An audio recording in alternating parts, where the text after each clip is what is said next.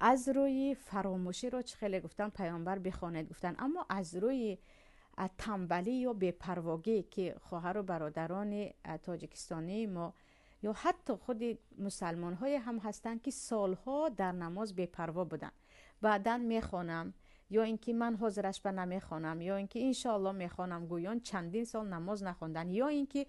به خانه می آورن که من اصلا این گونه نماز از فرض الله و حتی ترک کنندش را بعضی علما از دین خارج می شود یا کافر می شود را نمیدانستم. اینها چی؟ آیا نفرانی که سالهای دراز 10 سال و بعضی ها 20 سال و بعضی ها مثلا چندین سال نماز نخواندن قضا میخوانن یا نه؟ قضا میخوانن یا نه؟ در نزد 4 مذهب، از مذهب ابو حنیفه رحمت الله علیه شروع کرده 4 مذهب اهل سنت، کسی که به خاطر تنبلی و بی‌پرواگی حتی تماما گفتیم نادانی نمازش را نخواند، او باید بخواند. او باید نماز 10 سالش باشد هم بخواند، نماز 15 ساله باشد هم بخواند. در نزد 4 مذهب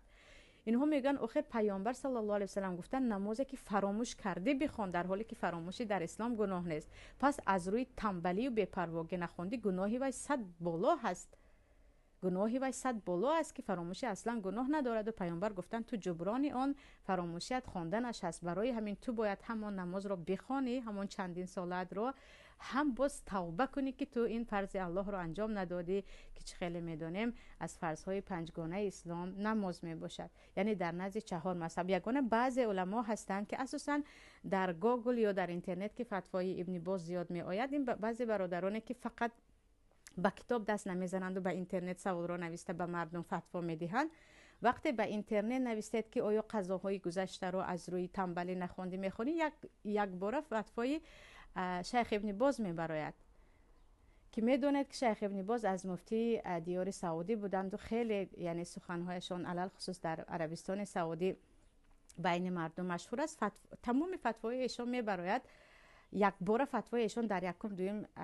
چی میستد؟ قطار میستد که در آنجا میگن نه بینمازی که از روی تنبلی هم نخون اصلا مسلمان نیست. تو که مسلمان نبودی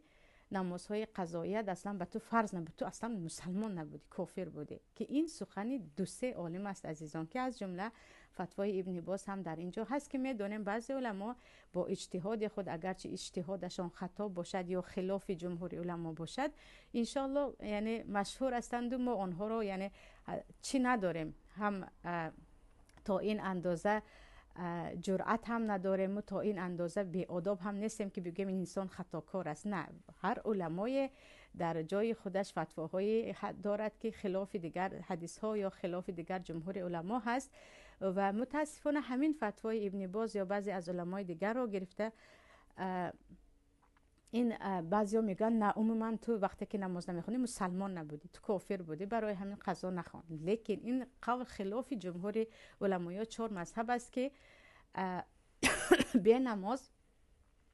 از روی تنبلی نمازهای نخواندهش و کافر نبود، او مسلمان بود، مسلمانی که در گناه کبیره آلوده شده بود و باید این قضاهایش رو بخواند.